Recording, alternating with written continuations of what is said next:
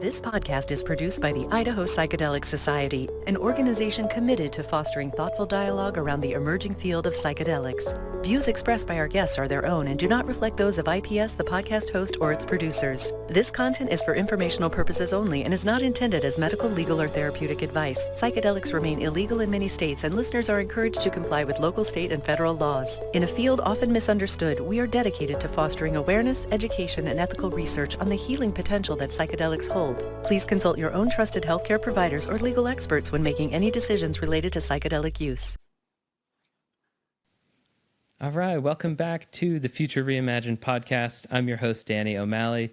Today we have a really exciting discussion about a global initiative that is helping shape how the world talks about psychedelics, not just as substances, but as healing tools for creativity and connection and deep healing.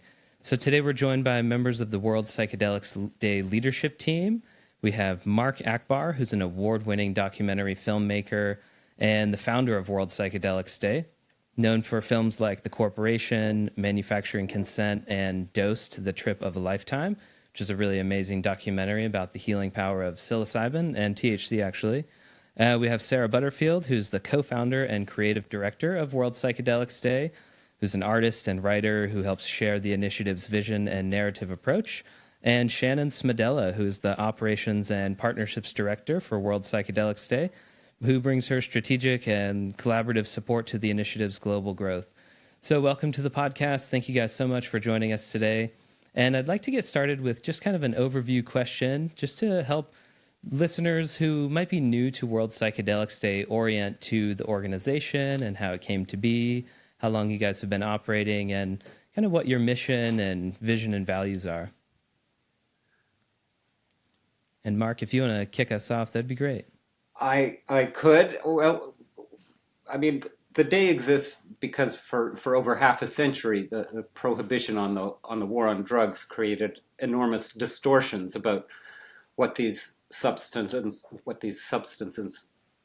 are and what they can do, and a global day creates a kind of a focal point, a moment when researchers and therapists and indigenous knowledge keepers, policymakers, curious people around the world can speak with a unified voice. Our mission is to share both frontier science and indigenous wisdom about the safe therapeutic potential of psychedelics, and we envision a time when these medicines are better understood, safely and legally available, and appreciated for the beneficial and sacred uses that they have. In 2025, this matters more than ever. We're at a crossroads. State level reforms are accelerating. Clinical research is advancing, but we've seen setbacks like the FDA's MDMA decision, but the public conversation needs accurate information and diverse voices, and June 20 provides that.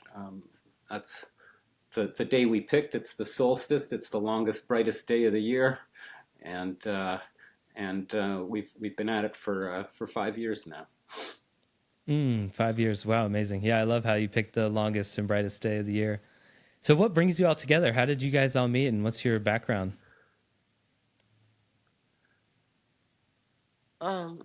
Happenstance, I would say.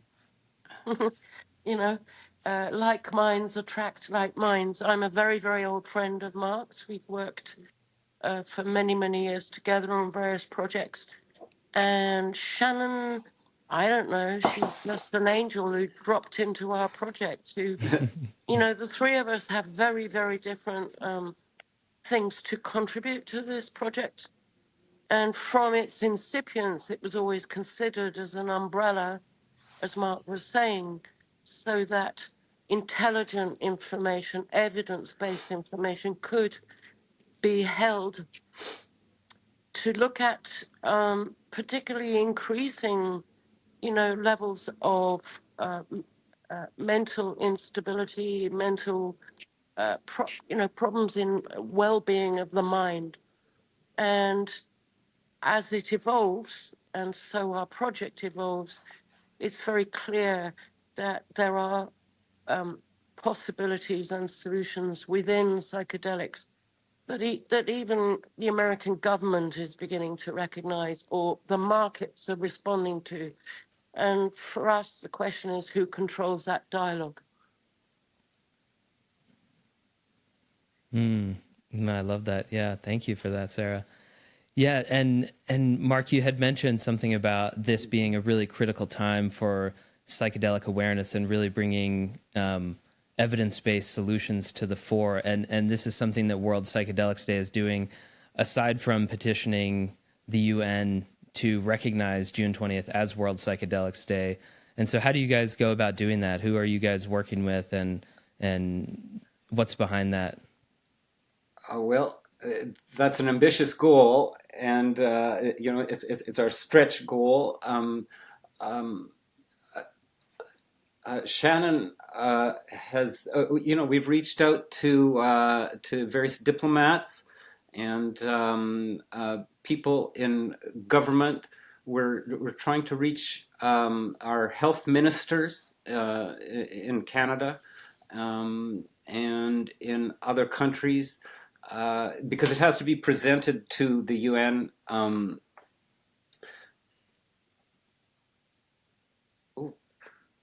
Sorry.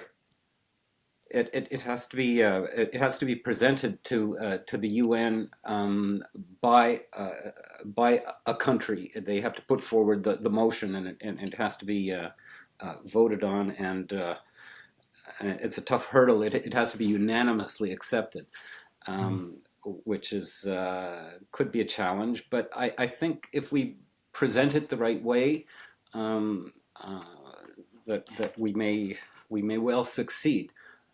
We're building a coalition of people, organizations, partners, and especially this petition that we've got going. If we have enough signatures, I think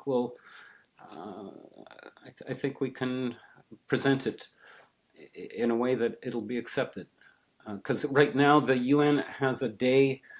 The only day they have is it's kind of I can't remember what they call it, but it's sort of against hard drugs day. It's not a positive kind of thing, and I think psychedelics and healing for all is a really good theme that that people will. And maybe Shannon, do you want to Yeah, speak to absolutely. And I'll just actually fill psychedelics in as a a little bit human of a right? gap on how I actually met Mark as well. I'd like to think that I'm a little angel that flew into the project, but definitely not.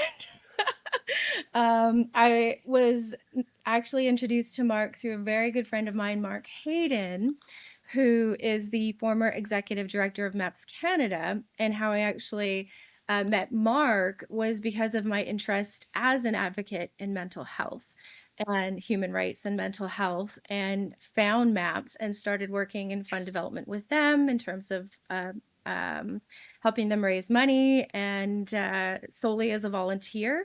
And through my work with Mark, he introduced me to Mark, and the rest is history. And that was 2020. So we're now in our 6th year as this umbrella organization, which leads me to talk about this word that I really just want to emphasize, and it's collaboration. Because when we all work together, we know that we move forward better. We faster, better. Collaboration is definitely the way to go in terms of psychedelics. So when we look at mental health, we know that if we look at the UN's guiding principles and the Sustainable Development Goals, mental health and health in itself is a human right. So when we look at health, that encompasses, for the most part in Western history, it's physical health, but slowly more of the studies are moving into mental and spiritual health as the triad. So if we look at mental health as a human right under the category of health as a human right, then every human being on this earth deserves to have health, deserves to have their mental health. Right now, we know that there's a mental health epidemic. Mm-hmm. Now, we could say that that's because maybe the treatments and the medications that we have aren't working. We could say that it's because the world is in a state of not complete, but getting there chaos. There's many things that we could say as to like the purpose and the reason why mental health is at the state that it is. But right now, what we do 100% know is that the solution that can help on a global scale is not accessible and it's not legal. Um, and of course, we do know that there's efficacy for psychedelics scientifically to help with mental health, but we also know from thousands and thousands and thousands of years, obviously, I haven't been alive for that long, but we know collectively that these medicines work because they've been used for all of history.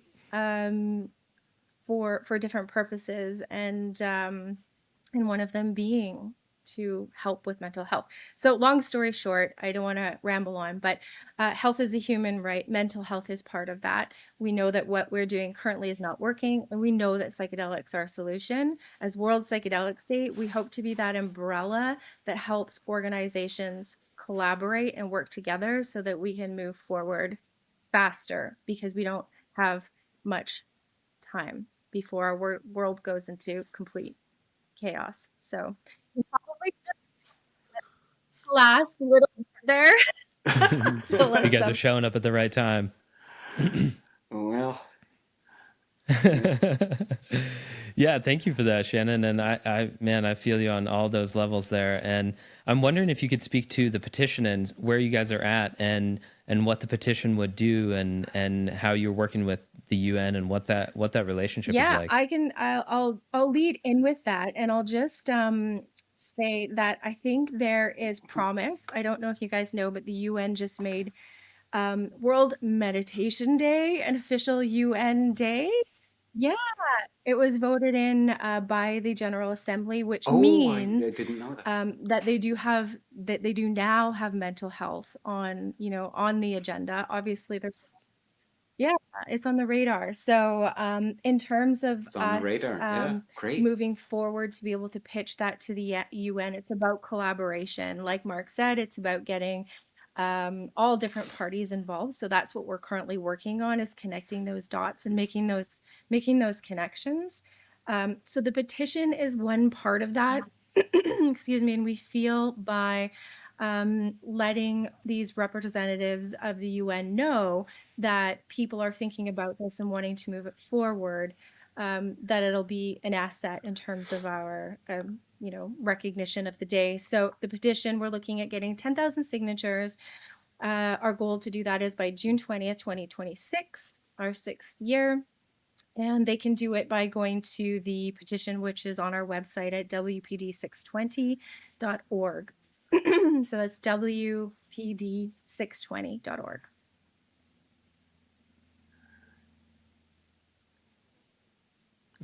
Thank you for that. And you guys also are launching a fundraising campaign to help support that initiative as well. Is that right? We are, and we've got some great. Yeah, I see the umbrella back there. We've got some great. Mark is all into this. You can see it there.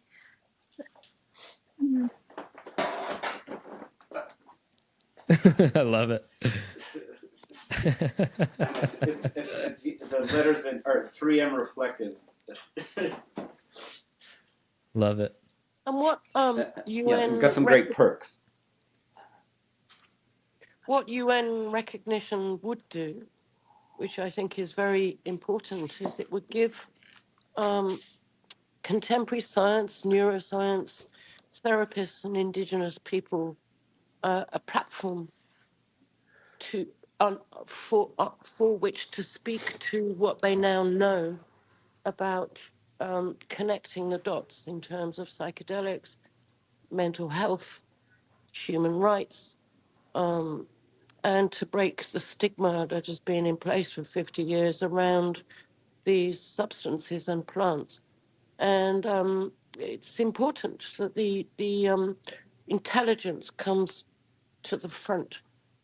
And strangely, the markets are reacting behind the scenes.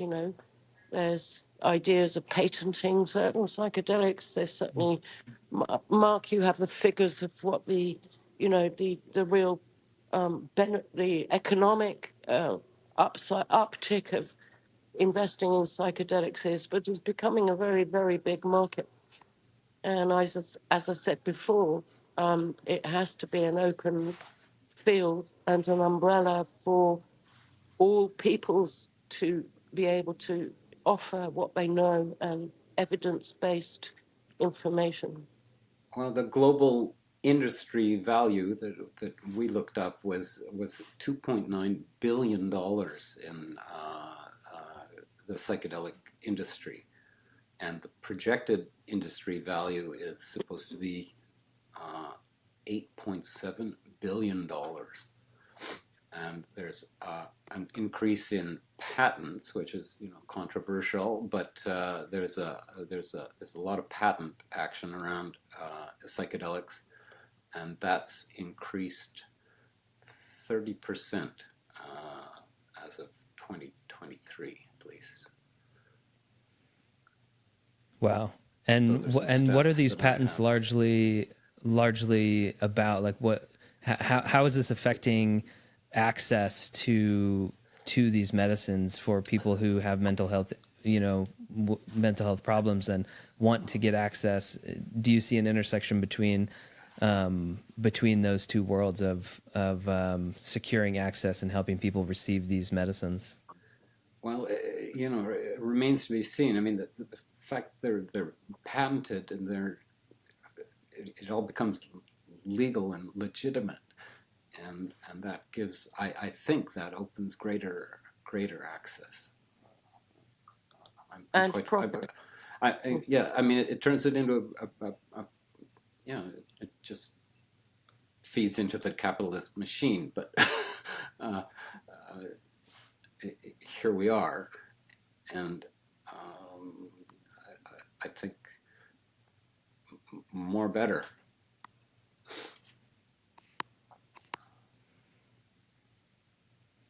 Yeah, it's an interesting thing. I oftentimes think about how challenging it is for people that really need access to the medicine, sometimes have the hardest time getting it. And I'm wondering if you guys could share some stories that you've encountered along the way of the healing potential of people who really need access to these medicines. And Mark, that's really a big part of the movie Dose, The Trip of a Lifetime.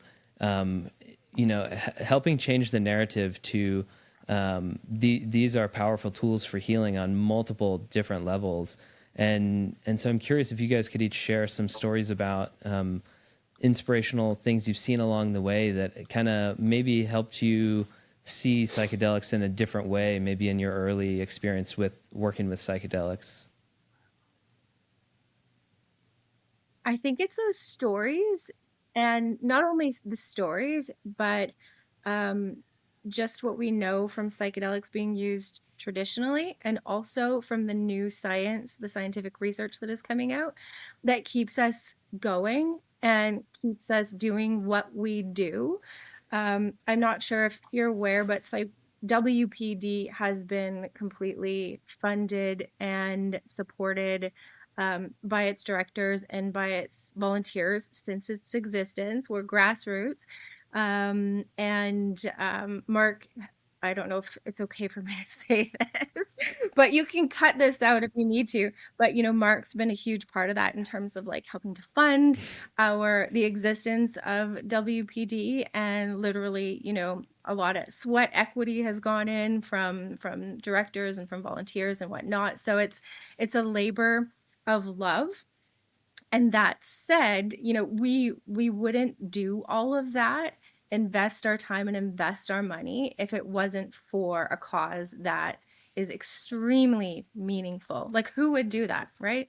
So the stories that are out there and that we know, and from what we hear about how psychedelics can save people's lives, is why we do this work. And it's also why we're at a point now where we're like, we need to take it to the next level. So we need to reach out to the community for support, which is why we're moving to the next steps of doing the fundraising campaign so that, we can operate at a certain level with the resources that we have, but with more resources, we can operate at a higher level, which is what we're looking to do and we need to do if we want to go to UN recognition as well. So that said, my stories that I have, some of them are just even looking at the recent media. I don't know if you know about the billionaire Brian Johnson, who recently did psilocybin, filmed everything, but highly tracked everything. And some of the things that they're finding are super surprising, like inflammation markers reduced by, I think it was like 35%. That alone is huge because to reduce inflammation, if you're not doing it naturally, you're taking medications with terrible side effects and all of this stuff. Like there's a multi-billion-dollar industry out there based just on reducing inflammation pharmaceutically. And it's like, if psilocybin can do this and it's more effective and it's less expensive and more accessible, then why wouldn't it be a better solution, especially if it doesn't have the disastrous side effects that some of the steroids and biological medicines do that are currently being used for that. So just on that alone, we know that's a great story. And then if you look at Ibogaine, what it's doing for veterans right now, it's just absolutely amazing. It's like it's saving lives. So those are a couple of the things that I have. And I know Mark and Sarah have some great stories as well as to why they do the work.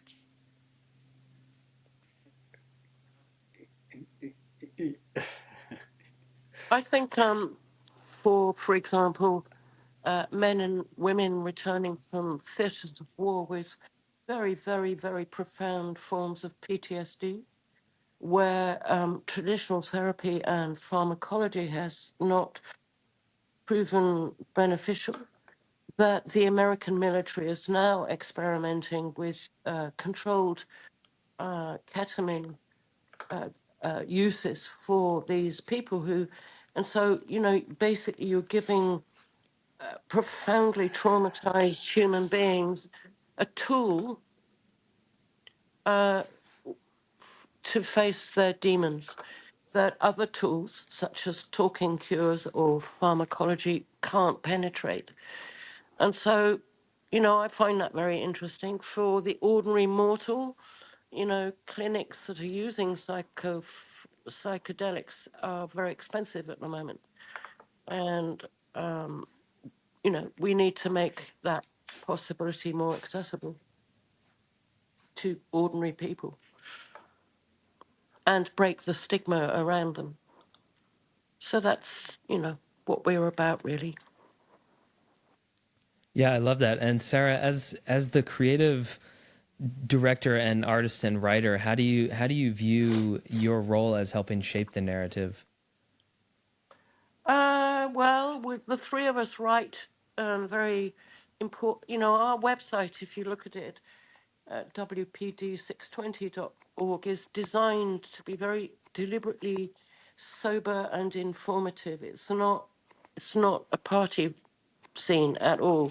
So the three of us write important things within our blog and our website and our blogs to inform people of new developments. And the overall look and feel is part of my contribution to how the graphics work and the social media platforms we use and the outreach we make and the events. Each year we do something very unusual each year to celebrate 620. And a lot of design and thought and imagination goes into each year. This year, because the trains left the station and the UN is in our sights, that's what we're focusing on. But in prior years, we've done other things to engage people creatively in the field. Yeah. So, the three of us all have very, very different skills, and we contribute to the power of what we're doing together. Mm. Mark, I'm wondering if you could share some stories of inspiration that you've seen along your journey, especially as a filmmaker. You've encountered many people who have had transformative experiences with these medicines, I'm sure, and that's been part of your inspiration to working on World Psychedelics Day. Well, I was scared of psychedelics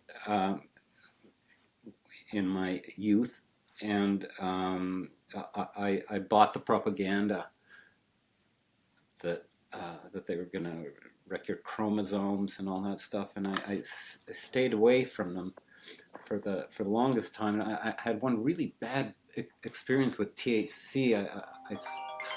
Sorry, I should have turned my phone off. Uh, yeah, I had a bad experience with THC when I was about 18. Someone gave me a joint, and I went into this dark, paranoid place, and I remember pulling Mein Kampf out of a bookshelf and starting to read it and counting the seconds towards the end of my life and reaching mortality. And it was just the darkest, worst experience. And I thought, man, if psychedelics are 100 times more powerful than pot, I don't want to go anywhere near this. So I stayed away for until around the year 2000, when a friend of mine said, "Mark, I think it's time you went to a rave and took ecstasy." and and so 10 of us went out there to Shambhala near Nelson, and we took MDMA, and it was a transformative experience. When it wore off, I said, "Well, what else have you got?" That was amazing. And LSD and mushrooms, as it turned out, and that was my first psychedelic weekend. And driving home, I'd suffered depression since I was about 18, and on the drive home, that I felt that depression had lifted, and I didn't know you could feel like that, and it was just, I said, this is too good to be true, and I really started researching it, and thought about making a film about MDMA, and but I've contributed to various documentaries, The Jungle Prescription, about ayahuasca. Anyway, that did it for me, and I said, this is fascinating, and I started reading Tikhael and Pikhael,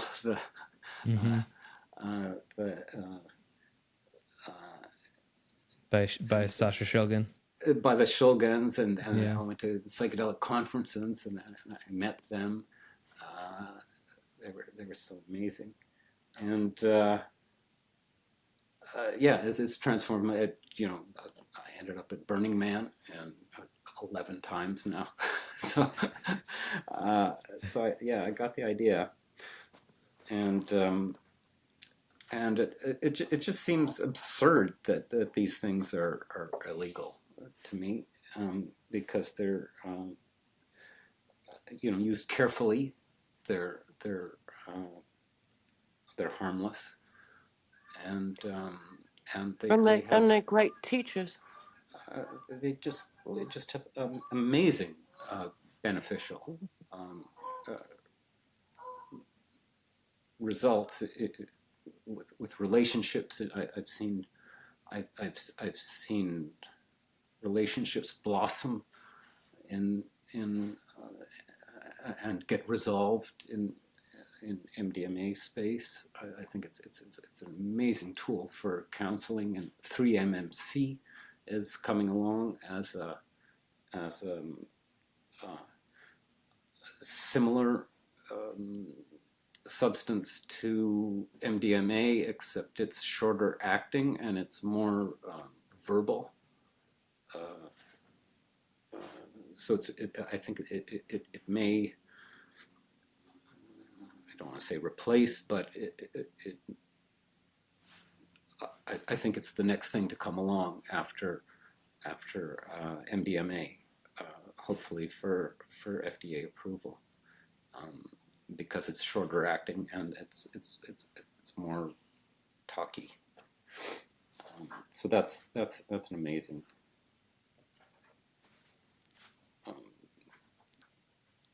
thing that's happening. Yeah, yeah. Well, thank you guys for sharing your stories, and as you know, the title of my podcast is "The Future Reimagined," and I'm really passionate about talking to people who are Sorry. who are Thought I turned this visionaries, and I really honor the work y'all are doing at World Psychedelics Day. And I'm curious, just in the last few minutes we have together, if you could really look long term, even generations into the future, if initiatives like World Psychedelics Day succeeded, and the network of all these psychedelic societies popping up all around the world, and education and access, and the vision starts to really congeal and start working, what do you guys see as sort of what does success look like? What does the future look like to you guys? And if you could each just take a minute to riff on that, I'd be really grateful. What if it were a sudden outbreak of happiness? And, you know, I don't know, we've got to break the cycle we're in of hostility and combativeness. And, you know, I think these tools used in the right way unharness aspects of humanness that are very, very important to apply in the world. That would be my hope. I love it. A sudden outbreak of happiness. What about you, Well, Shannon? Oh, sorry. Go ahead, Mark. you know, I was just thinking back to that experiment with the British soldiers that they gave them Mm. LSD, and they couldn't stop laughing, and they climbed up in trees and stuff, and they sort of couldn't take it all too seriously. It was yeah, I don't know.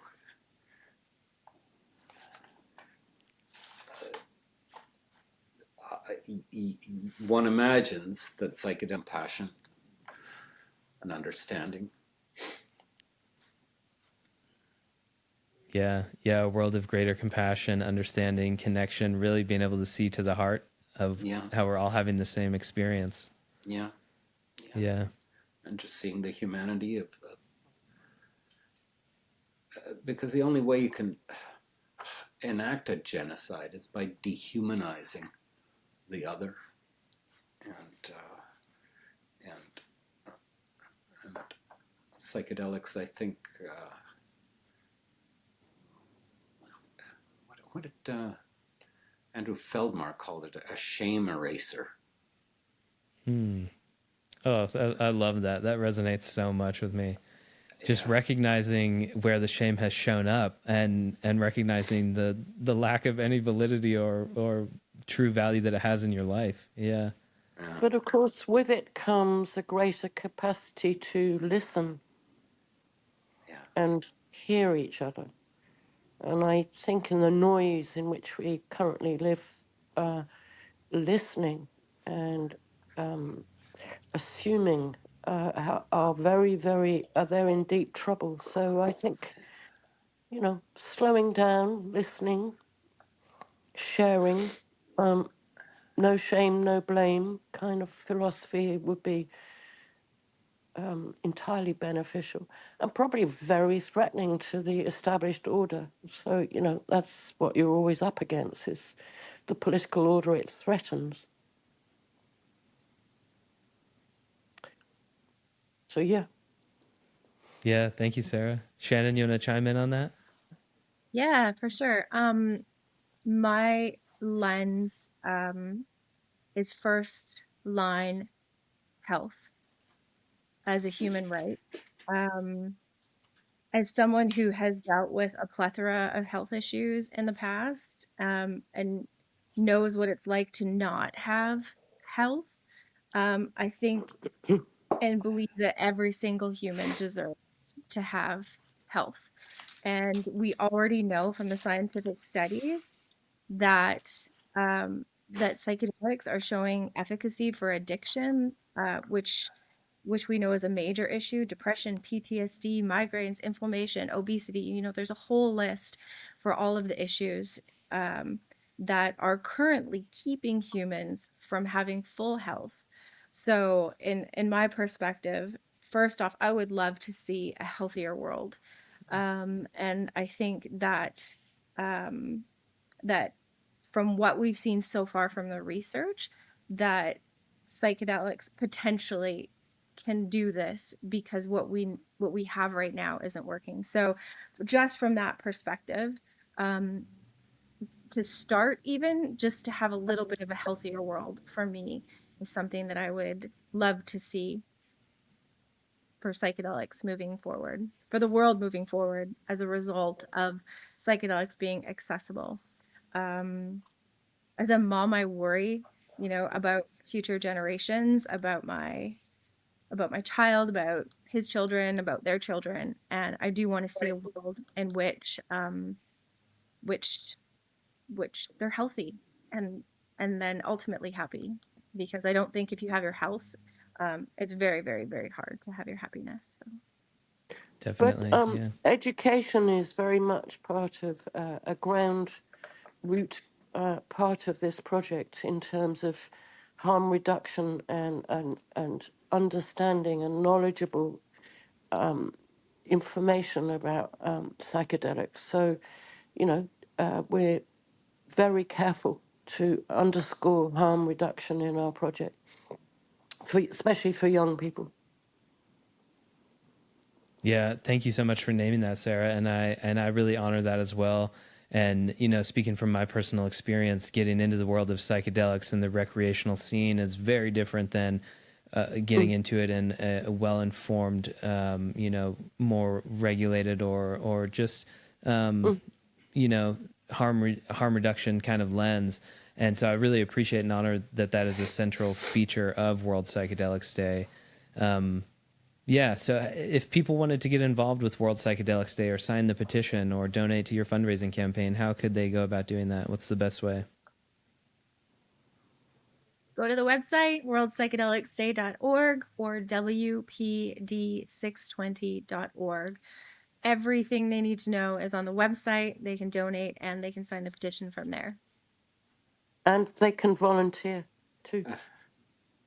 Perfect. Awesome. Well, thank you guys so much for having this discussion. Really grateful for you guys for joining us on The Future Reimagined, and hope you have a great day and best of luck with all of your endeavors. Thank you, Thank you for your Danny. time. Nice Yeah. to Yeah. meet you. Yeah, great to meet you guys too.